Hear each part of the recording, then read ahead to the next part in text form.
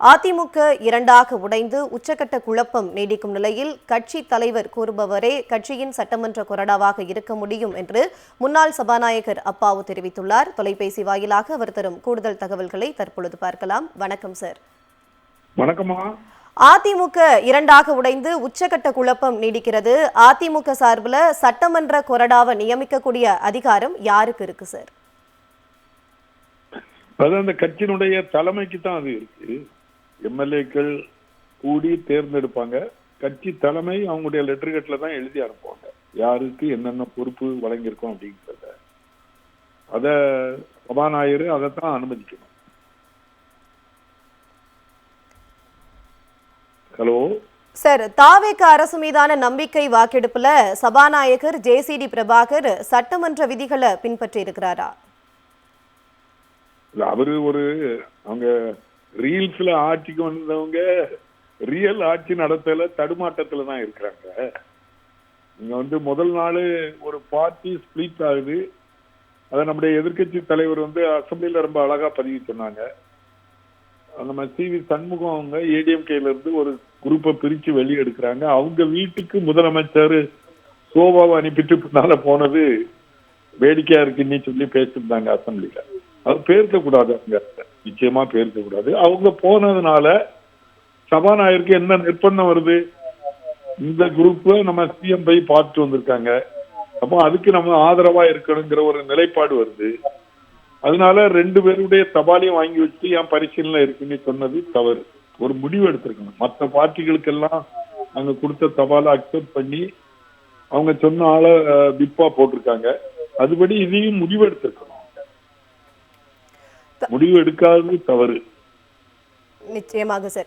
அதிமுகவில் வேலுமணி ஆதரவு எம்எல்ஏக்கள் தகுதி நீக்கம் செய்யப்பட வேண்டும் அப்படிங்கிற கோரிக்கை வலுத்திருக்கு. முன்னாள் அவைத்தலைவரா உங்களுடைய பார்வை என்ன சார்? அது சட்டப்படி அது கட்சி ஒரு சிம்பல்ல ஜெயிச்சுட்டு அந்த சிம்பலுக்கு எதிரான வாக்கு தானே இவங்க போட்டிருக்காங்க. அந்த கட்சியினுடைய கொறடா அக்ரி கிருஷ்ணமூர்த்தி சொல்லியிருக்காங்க, இந்த ஆட்சிக்கு எதிராட்டு ஓட்டு போடணும், அதுதான் கட்சி நிலைப்பாடுன்னு தெளிவுபடுத்திருக்காங்க.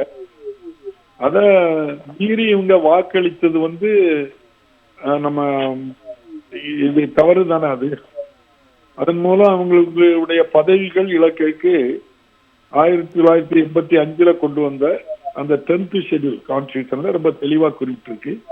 அதன்படி இவங்க மேல நடவடிக்கை எடுக்கிறதுக்கு நிச்சயமாட்டு எல்லா வகையிலையும் சபாநாயகரே நடவடிக்கை எடுக்கணும்.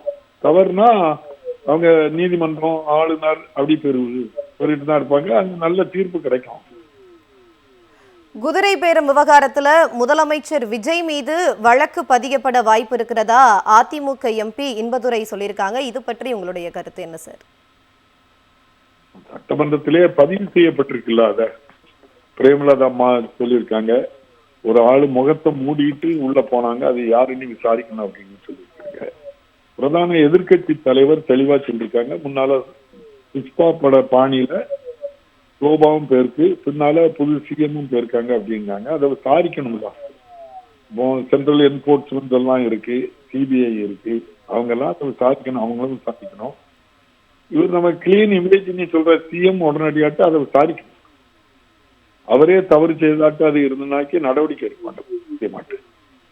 அதனால ஒரு குதிரை பேரை நடத்தி ஒரு கட்சியை ஸ்பிளிட் பண்ணி ஆட்சியை தக்க வைக்கிறதுக்காக இவங்க செய்யற காரியங்கள் அதை ஏற்றுக்கொள்ள முடியாதா சட்டத்துக்கு முன்னால.